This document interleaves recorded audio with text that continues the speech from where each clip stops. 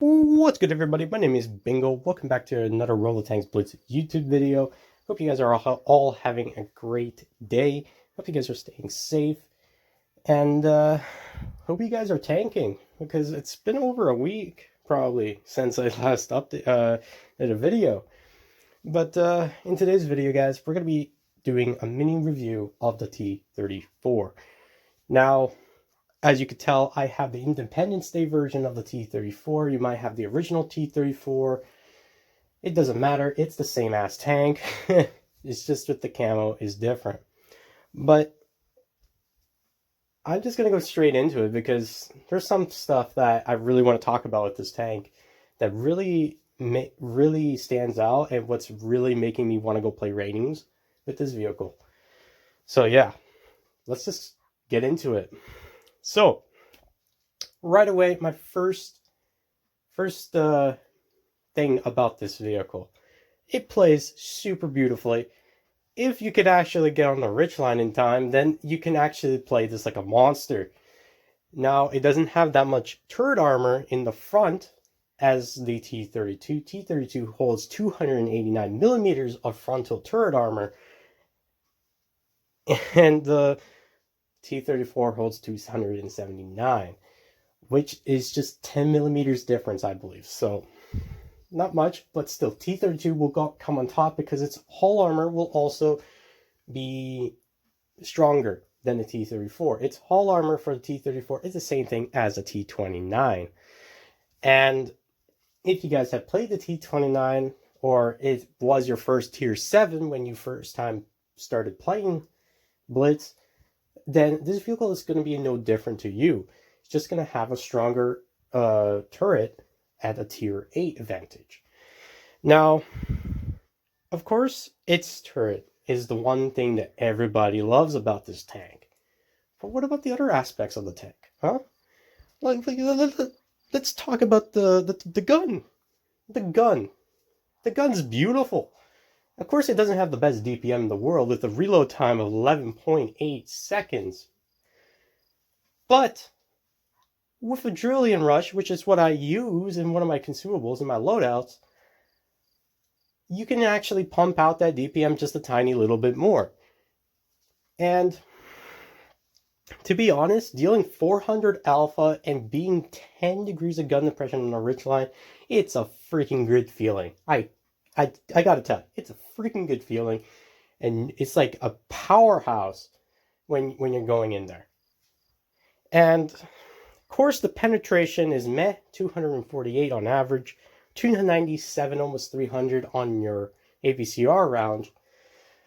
But I use the APCR, in my opinion, use it when you're facing like Tiger 2s, because Tiger 2's armor is very strong if you're facing it up against it frontally.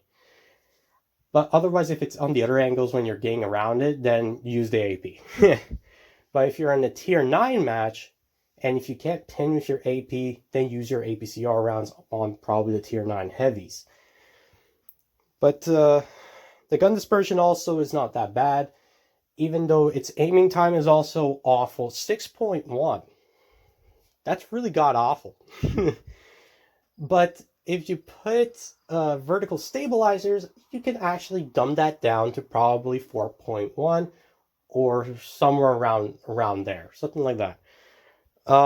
As you know, the gun depression is 10 degrees, and its speed is also pretty good. It's 35 kilometers forwards, 12 kilometers backwards, which is really nice. It has the engine power of 947 horsepower, which is nice. Power to weight ratio is 14.5, which is not that bad, not that good. It's in the middle, I would say. But overall, this vehicle, in its own stats, it's actually really good.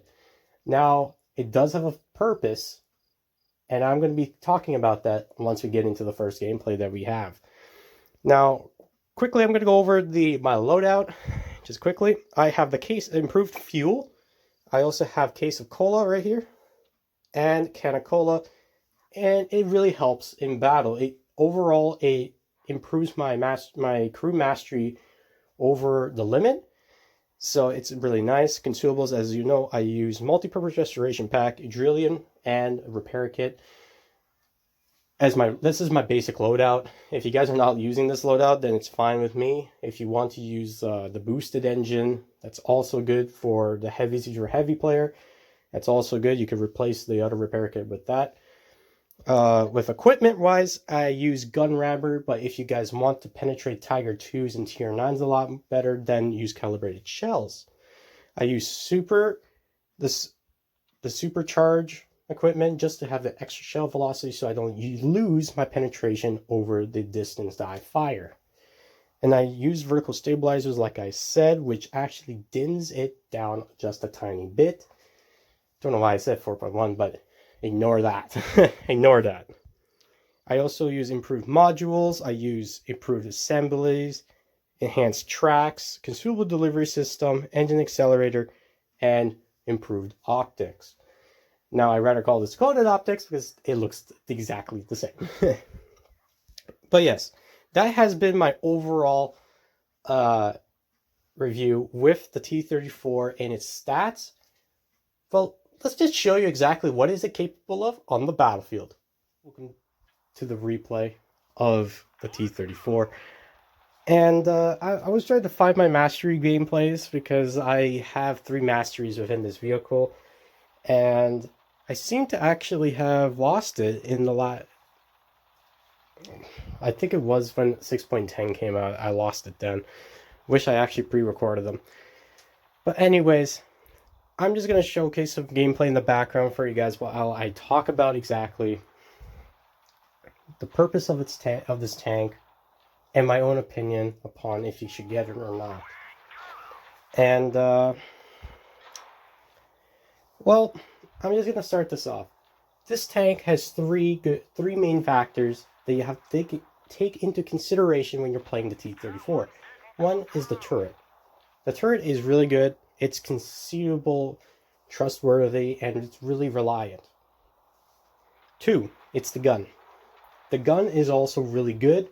You will have a terrific time playing with the vehicle when the gun is actually, when you really aim and you take your time with the vehicle and you don't shoot fast, you're just going to actually do twice better in this vehicle than you imagine. And the third and final factor about this vehicle is the mobility. It moves around like if it's a IS-8 with a better turret armor.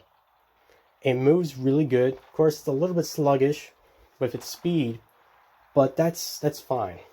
That you shouldn't be worrying about that. What you should really care about though is how fast you're moving around the map. If you move around the map quite nicely, then there's no biggie in the hull armor, no nothing. But overall, this is a 10 out of 10 vehicle for me. I highly recommend you guys actually get it. If you don't have it, then I highly recommend it. Recommend it to your friend and play some battles with this thing in a platoon.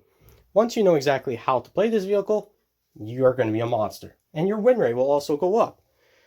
Now, as you saw, this battle was a victory. Didn't do much, but hey, it's a gameplay showing you exactly how to play with it, just a tiny bit. I wish I had a better gameplay with it, guys. I lost my freaking good gameplays that I used to have. Darn it.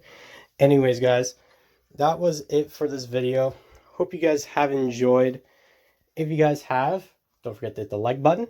Comment down below if you like this vehicle. Do you have it? Do you enjoy it? Do you even use it in raiding battles? Tell me down below. I'm always reading the comment section as you do. And don't forget the subscribe button for more videos by me. And hit the bell icon so you don't miss another video, as I am going to be doing probably more tank reviews because I've now played practically plenty of tanks and plenty of battles, so I think some tank reviews are in order. Anyways, guys, hope you guys have enjoyed. I hope to see some of you on the battlefield, and I wish you all the best on the battlefield, and I'll see you all in my next video. Good luck, and cheers.